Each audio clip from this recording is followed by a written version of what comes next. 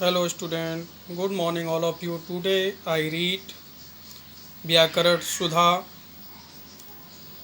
class 3rd lesson 1 भाषा और व्याकरण। सबसे पहले हम जानते हैं भाषा क्या होती है। भाषा सर्वप्रथम सोचने और विचारने का काम करती है। इसके बाद भाषा में बोला जाता है और फिर वह पढ़ने और लिखने के काम आती है।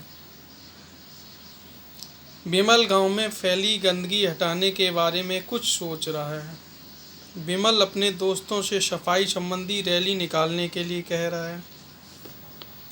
विमल और उसके दोस्त रैली के लिए नारे लिख रहे हैं। गांव वाले नारों को पढ़कर सफाई के प्रति जागरूक हो रहे हैं। ये सभी कार्य भाषा द्वारा हो रहे हैं, अर्थात विमल के द्वारा सोचना, समझना, लिखकर गांव वालों के सामने दिखाना, गांव वाले के द्वारा उनको पढ़ना, ये सभी भाषा है। जिस साधन के द्वारा हम अपने विचारों को दूसरों के सामने प्रकट करते हैं और उनके विचारों को समझते हैं, उसे भाषा कहते हैं। अर्थात भाषा वह साधन है जिसके द्वारा हम अपने विचारों को दूसरों के सामने प्रकट करते हैं और उनके विचारों को समझते हैं, भाषा कहलाता है। अब भाषा के मुख्य दो रूप होते हैं, मौखिक भाषा और लिखित भाषा। अर्थात हम कोई भी विचार या तो मुंह से बोलकर मौखिक रूप से समझा सकते हैं या फिर अपने विचारों को लिखित रूप में समझा सकते हैं। नंबर 1, मौखिक भाषा। गांव वाले बच्चों से बोलकर अपने विचार प्रकट कर रहे हैं तथा बच्चे सुनकर उनकी बातें समझ रहे हैं, यह मौखिक भाषा है। इसे बोलने की भाषा भी कहते हैं। अर्थात जो बच्चे हैं वो बोलकर अपने विचार गांव वालों को समझा रहे हैं, अर्थात मौखिक भाषा में बात कर रहे हैं, यह मौखिक भाषा कहलाती है। इसी तरह से लिखित भाषा, अखबार पढ़कर सभी लोग सफाई का महत्व समझ रहे हैं, यह लिखित भाषा है। अर्थात गांव वाले अखबार पढ़ रहे हैं और अखबार में जो लिखा है वह लिखा हुआ पढ़कर समझ रहे हैं, इसे लिखित भाषा कहते हैं। विभिन्न भाषाएं।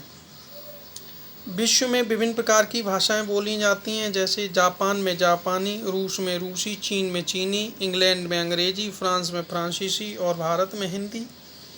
हमारे देश के विभिन्न राज्यों में भी अलग अलग भाषाएं बोली जाती हैं, जैसे बंगाल में बांग्ला, आंध्र प्रदेश में तेलुगु, गुजरात में गुजराती, तमिलनाडु में तमिल, केरल में मलयालम, पंजाब में पंजाबी। इस प्रकार अलग अलग राज्यों में अलग अलग भाषाएं बोली जाती हैं। लिपि। लिपि क्या होती है? मौखिक या उच्चारित ध्वनियों को लिखकर प्रकट करने के लिए निश्चित किए गए चिन्हों को लिपि कहते हैं। लिपि मौखिक या उच्चारित ध्वनियों को लिखकर प्रकट किए गए निश्चित चिन्हों को लिपि कहते हैं। प्रत्येक भाषा की अपनी लिपि होती है, जैसे हिंदी की लिपि देवनागरी है, उर्दू की फारसी लिपि है, संस्कृत की देवनागरी है, अंग्रेजी की रोमन लिपि है, पंजाबी गुरमुखी लिपि में लिखी जाती है। कहने का मतलब अर्थात हर भाषा की अपनी एक लिपि होती है। अब आता है टॉपिक व्याकरण। विभा स्कूल जाता है, सूरज से पूरब निकलता है, हम आइसक्रीम खाऊंगा। तो उपरोक्त जो भी वाक्य लिखे हैं ये वाक्य गलत हैं। क्यों? क्योंकि विभा स्कूल जाती है, क्योंकि ये विभा स्त्रीलिंग है। सूरज पूरब में निकलता है, सूरज पूरब से निकलता है।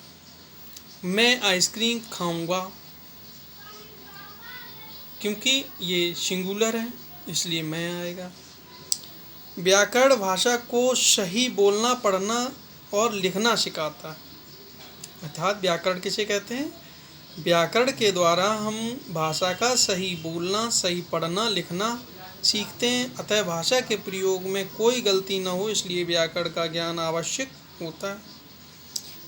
अतः इस लेसन पर हमने क्या सीखा? भाषा वह साधन है जिसके द्वारा हम अपने विचारों तथा दूसरों के सामने प्रकट करते हैं और उनको समझते हैं। भाषा के दो रूप होते हैं, मौखिक तथा लिखित भाषा। मौखिक या उच्चारित ध्वनियों को लिखकर प्रकट करने के लिए निश्चित किए गए चिन्हों को लिपि कहते हैं।